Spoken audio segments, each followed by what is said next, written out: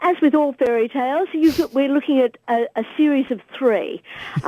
Marina Warner, who is one of the goddesses of fairy tale scholarship in the world, came over for the Melbourne Writers' Festival last year, and quite a few of us got really excited about that. And then we were talking about what more we could do to discuss it and get together, and if only... And that sort of ebbed.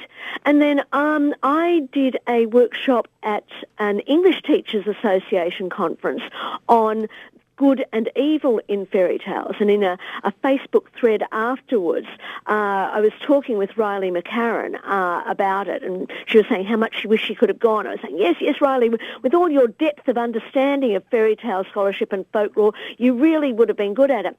You know, Riley, I'm seriously thinking of setting up an Australian fairy tale society. And Riley says, oh, that's a brilliant idea.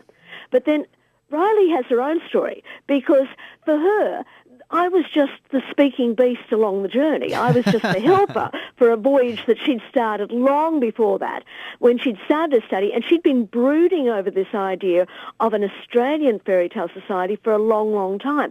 So she just saw me as sort of, helping out along the way. So, as time goes on and the generations speak of these beginnings, different legends will arise, and you will have been at the beginning of it.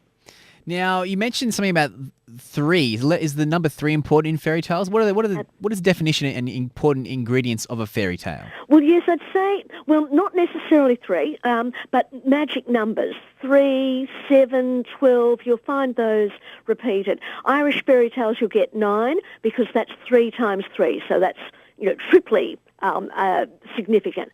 But the defining feature of a fairy tale really is that it starts off with a dysfunctional family. Mm. People like to talk about it. In the media, you'll always get a fairy tale ending. But that HEA, that happily ever after, is the last paragraph after a grim and miserable life before then. Yeah. Yeah, and I think that's what attracts particularly young people, particularly young adults, to fairy tales, that misery, that way of emerging from the darkness. Now, we've been sort of asking on the show this morning, we can't really think of an Australian fairy tale. Does one exist to your knowledge? An intriguing question. We should get together a group of interested people to explore just such a thing. Because, when you start doing the research, there are lots of people who are very definite on either side.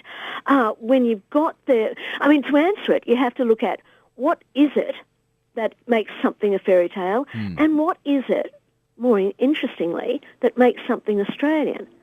And when we have fairy tales around the world, there are supposedly about 700 variants of Cinderella around the world. 700? 700. And they start off, do you know the country that that had the first Cinderella story as far as we know? I don't. China. China? Think about the motif of a small foot as being emblematic of beauty. Yeah, that's right. They used to bind feet. Yeah. So then you move off there. And when you get a story like that and it travels, because that's what folklore does, and people carry the idea with them, and then they make it part of their own culture. In Australia, we talk about mulgarising stories. So you get urban legends or other sorts of folklore, and you'll make them match our understanding of the world. You'll find this on internet jokes a lot, and you can see the trace marks that they started off in America or England or what have you. And the same thing, you could say that was happening here.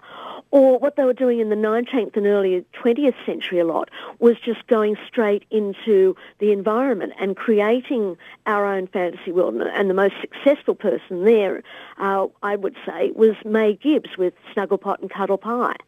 Snugglepot and Cuddle Pie? No, I've not heard that one. My dear friend, you need to get out there. Snugglepot and Cuddle Pie, the Gumnut Babies. If you don't know about the big bad Banksia Man, your fantasy life is seriously denuded. You need to go out there and start seeing the magic that is in the world around us. I've got to live. And we need creative artists to do that, to either do the original works or to rework them in some way. Now, there's a conference happening on Monday. What's going to be happening there? What kind of people are you going to come having and speaking? What kind of sessions are going to be available on Monday? Well, type of people, enthusiasts, definitely. We've got folklorists and academics. We've got young adult writers, particularly Kate Forsyth, who is one of the greats of the great, and storytellers.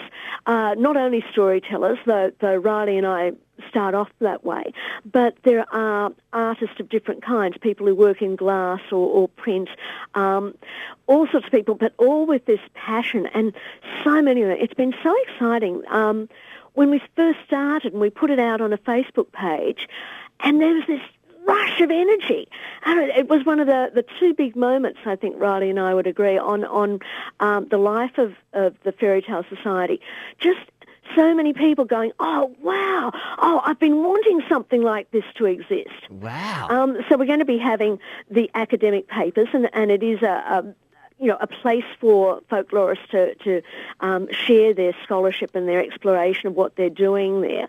But there'll also be performances, storytelling performances. Riley is a gifted harpist, so we'll have that sort of music going on there. Displays of novels that people have written, as well as artworks. And most importantly, of course, with any kind of gathering like this, people talking to other people about the things that make them excited. It sounds amazing. Now, where is it being held and how can people attend? It's at Paddington Uniting Church in Oxford Street, Paddington, Sydney, where the Paddington markets happen on a Saturday, and it's to register. If you just Google Australian Fairy Tale Society or Australian Fairy Tale Conference, you'll get onto the right page, and for the online registration forms. Facebook, it's such a great thing to be in 2014 because we can get that community going, and we can upload all the sorts of things. There's a theatre production happening at Parramatta Riverside Theatre at the end of June on reworking fairy tales. There's the Red Shoes Ballet happening in Brisbane. All these sort of things are going on, and we're using Facebook to share it. So anybody who wants to be part of the conversation can like us that way.